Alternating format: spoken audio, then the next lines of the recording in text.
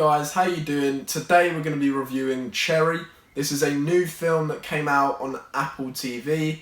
It stars Tom Holland and it is the story of a guy that has fell in love, thought his heart was broken, signed up for the war irrationally, and we get to see the tragedy and the loss he goes through and the pain he goes through, which leads to PTSD and eventually turning to drugs and eventually robbing banks.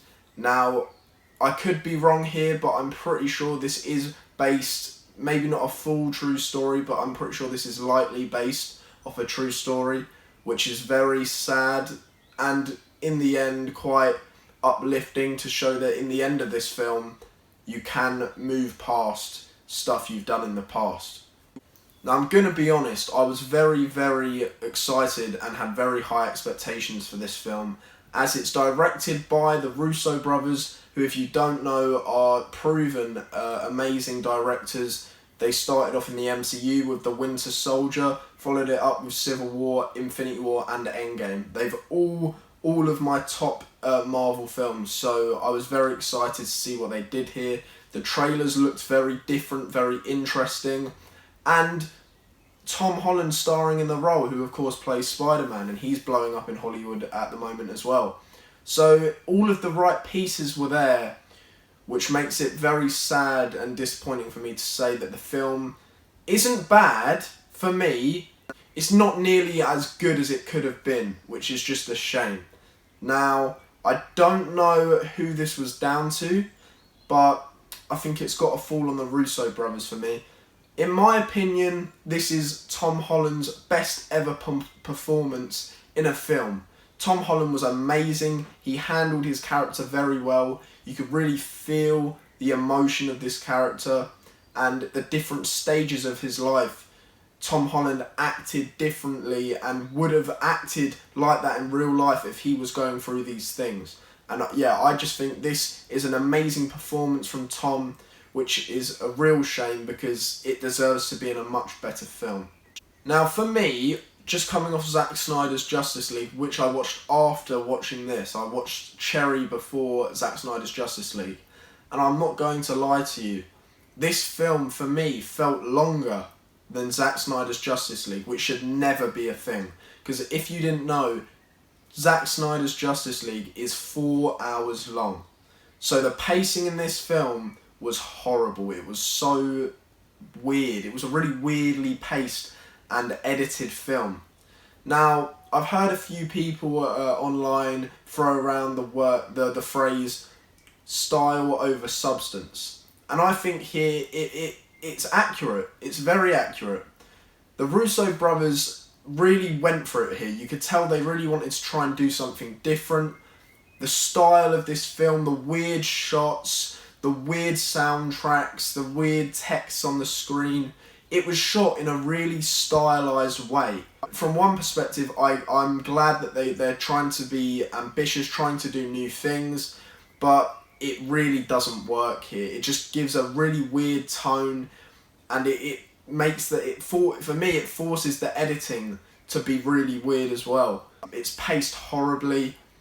And yeah, the opening feels like it goes on for way too long. We'll have a positive here though. My favourite part of this whole film, which keeps it at the rating it is that you'll find out at the end, is the war section of the film. I'm pretty sure this is part 2. I'm pretty sure this is done in parts. Whichever part was the war section, I thought was handled really well. It really didn't shy away from what this does to your brain, the toll it takes on your body, and just how it changes you as a person. And I really liked Tom Holland's voiceover for the war section. Not for the rest of the film, I thought it was way overused. But I feel like for a war section it works because we're seeing him go through horrible, horrible situations and have to deal with loss and pain and all of that.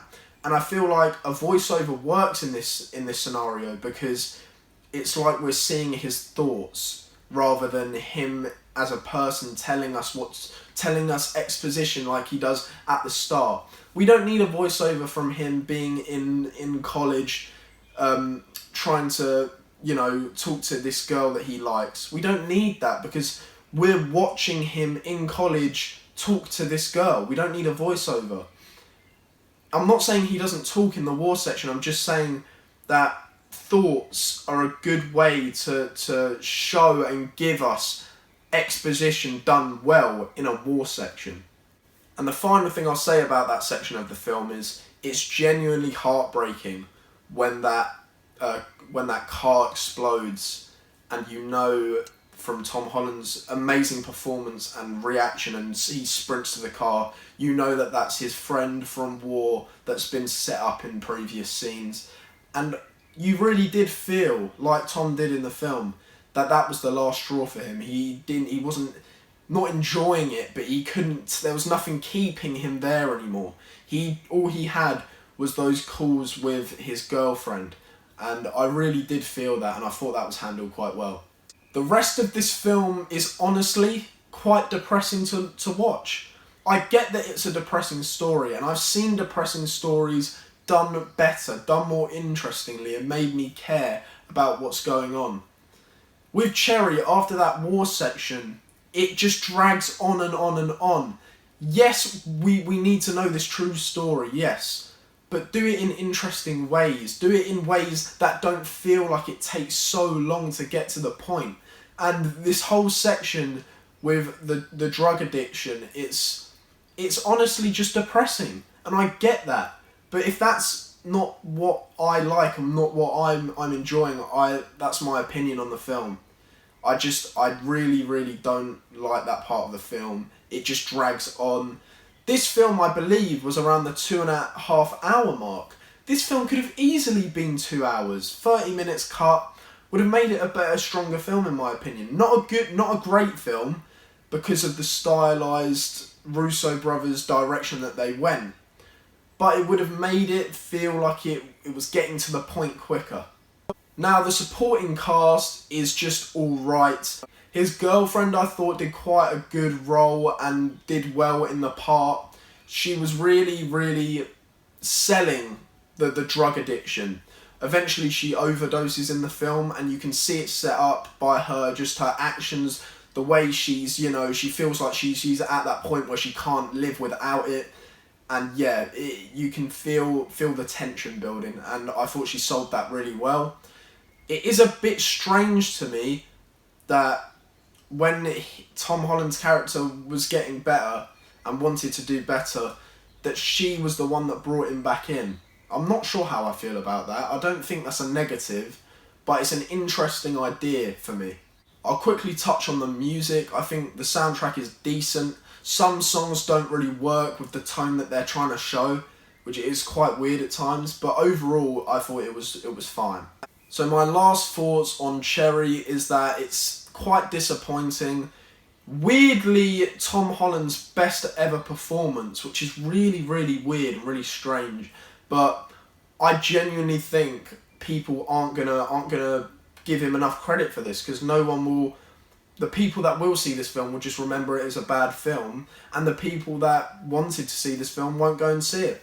So I do think it's a shame, and I really want to say to Tom that he did do a good job, and he deserves to be recognised as his best performance is this film. However, the film isn't good enough for him. The Russo brothers, it's easily their worst film. It's just hard for me to say, but you've got to be fair. We've seen the quality that these two brothers can put out, and this just wasn't on par. I'm glad that they were ambitious and went for something new, but for me it just didn't work. So I'm going to give Cherry a 6 out of 10. It's not the worst film in the world. I really, really enjoyed that war section. Take that out of the film and it's just a 4 out of 10 for me, but I will give it a 6 out of 10. The characters were okay, the story was there, Tom Holland's performance was amazing with a few other good performances, but other than that, just the style it went for, the pacing, the editing, it just wasn't for me. So yeah, thank you guys for watching, and I'll see you in the next video. Bye guys.